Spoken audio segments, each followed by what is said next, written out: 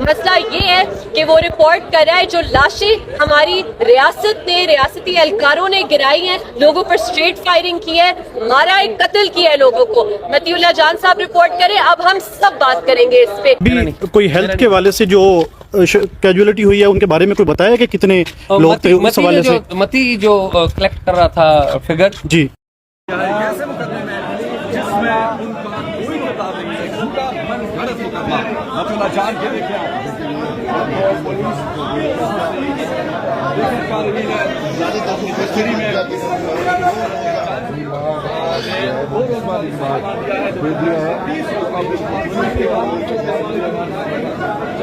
ان کا کیس لگا جس طریقے سے پیش کیا گیا. ہم سب جانتے ہیں متی ہمارا بھائی ہے، دوست ہے، اس سے ہم اختلاف بھی کر سکتے ہیں، آپس میں ہمارے 100 اختلاف بھی ہوں گے، لیکن جس طریقے سے جھوٹا اور فیبریکیٹڈ مقدمہ اس بندے پہ بنایا ہے، یہ میرے خیال میں اس طریقے پہ کوئی بھی جرنلسٹ بھی اور فریڈم آف ایکسپریشن کا کوئی بھی کیمپینر اسے قبول نہیں کر سکتا.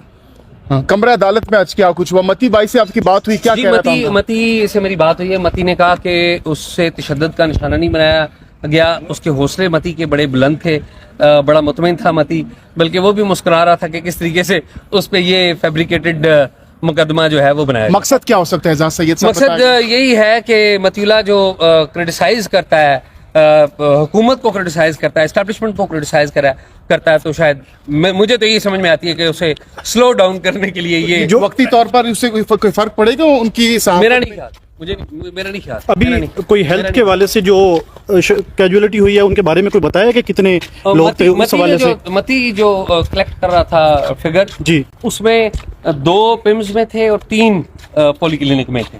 یہ متی نے جو کلیکٹ کی ہیں فگرز یہ وہ.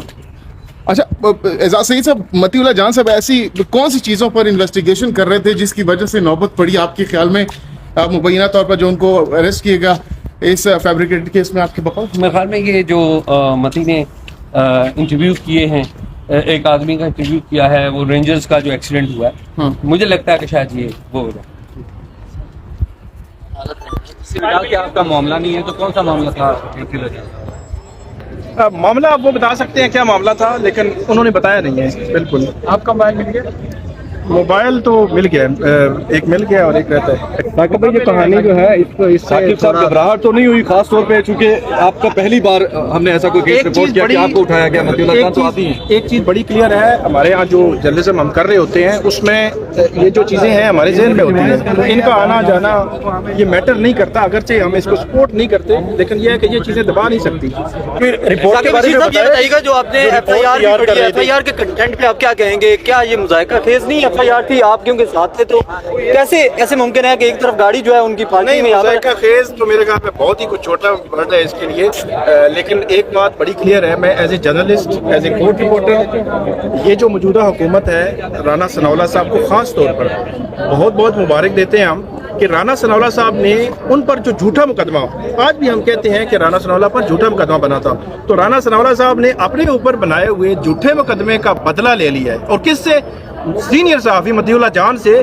جب وہ اپوزیشن میں تھے تو یہی مطیع اللہ جان اسی لینگویج کے ساتھ بولتے تھے تو ان کی تعریفوں کے پل باندھے جاتے تھے، ان کے گھروں میں جاتے تھے بلاول بھٹو زرداری اور شہباز شریف اور پی ڈی ایم. آج اسی پی ڈی ایم نے جو ہے وہ اس پہ آئس اور جو دہشت گردی کا مقدمہ بنایا تو ان کو مبارک ہے. تو حکومت نے کوئی رابطہ کیا آپ سے کہ چاہے جس کی ہدایت ہمیں پتہ ہے کس کے آرڈر پر یہ ایف آئی آر ہوا ہے، اور ہمیں پتہ ہے کہ مطیع اللہ جان سے مسئلہ کیا ہے. مسئلہ یہ ہے کہ وہ رپورٹ کر رہا ہے جو لاشیں ہماری ریاست نے ریاستی اہلکاروں نے گرائی ہیں، لوگوں پر اسٹریٹ فائرنگ کی ہے، مارا ہے، قتل کیا ہے لوگوں کو. مطیع اللہ جان صاحب رپورٹ کریں. اب ہم سب بات کریں گے اس پہ، کیونکہ مطیع اللہ جان صاحب کی صحافت کو آپ اس طرح دبا نہیں سکتے. بہت شکریہ ایمان. اپنا جج صاحب سے آپ یہی طرح کو نظر آ رہی تھی کہ وہ ریمانڈ دیں گے؟ دیکھیے مجھے بالکل یہ ایکسپیکٹیشن میری توقع نہیں تھی، کیونکہ جب آپ یہ ایف آئی آر پڑھتے ہیں یہ واضح طور پر ایک جھوٹا ایف آئی آر ہے. ثاقب بشیر صاحب نے عدالت میں ایک بیان حلفی جمع کرایا ہے کہ یہ میرے ساتھ تھے، ہم دونوں اکٹھے جبرن لاپتہ کیے گئے. تو پھر اس ایف آئی آر میں کیا ٹروتھ پیچھے بچتی ہے؟ اور یہ کہنا کہ جی مطیع اللہ جان صاحب کو ان سے آئس ریکور ہوئی ہے، اس سے بڑا کوئی مذاق ہو سکتا ہے ہمارے عدالتی نظام کے ساتھ؟ اور پھر عدالت 2 दिन का रिमांड दे रही है, किस बात का?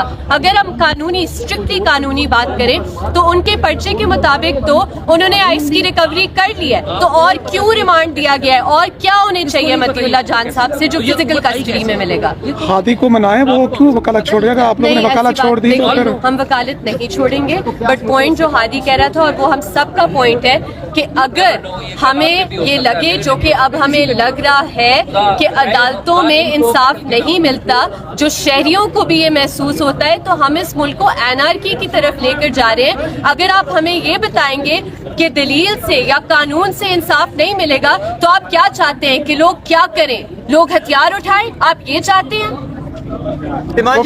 वकला जो है वो काले कोट जो है वो जो क्या प्लाटों के डीएचए के प्लाट खा गए? देखिए ये ड्रामा है ये सारा कि हम ये कोट पहन के अदालतों में पेश होते हैं और आगे से आगे ड्रामा होता है कि हम कानून की बात करें। इधर कोई कानून नहीं है, कोई निज़ाम नहीं है, एक महकमा है जो हावी है हम पर, जिसने ऑक्यूपाई किया हुआ है पाकिस्तान को, और उस महकमे के इंस्ट्रक्शंस पर ये एफआईआर दर्ज होते हैं। ईमान, ये बताइएगा, एक तरफ जो है वो चार्ज डाल दी गई है और रिमांड भी देगा, आइस जो है वो डाल दी गई और रिमांड भी दे दी गया।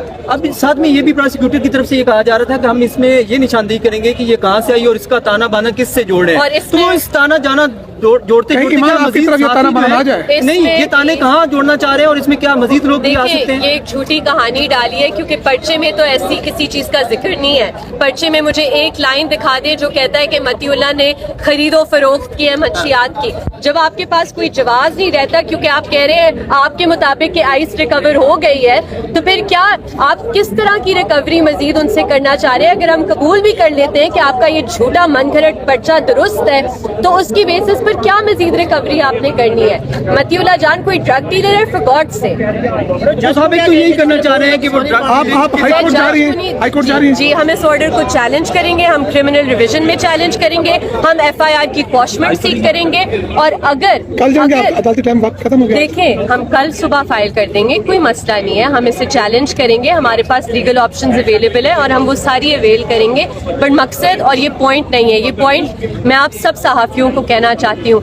आज मतीउल्लाह जान साहब पर मंशियात डाले गए हैं, कल आप सबकी गाड़ियों से मंशियात बरामद करेंगे, क्योंकि असल मसला ये है कि वो महकमा नहीं चाहता कि आप उनकी गलत हरकतों पे, उनकी जो उन्होंने कत्ल किया है लोगों को डी चौक में, उस पर रिपोर्ट ना करें। आप सबकी जिम्मेदारी है कि जो मतीउल्लाह जान साहब काम कर रहे थे, आप सब उस काम को आगे लेकर चलें।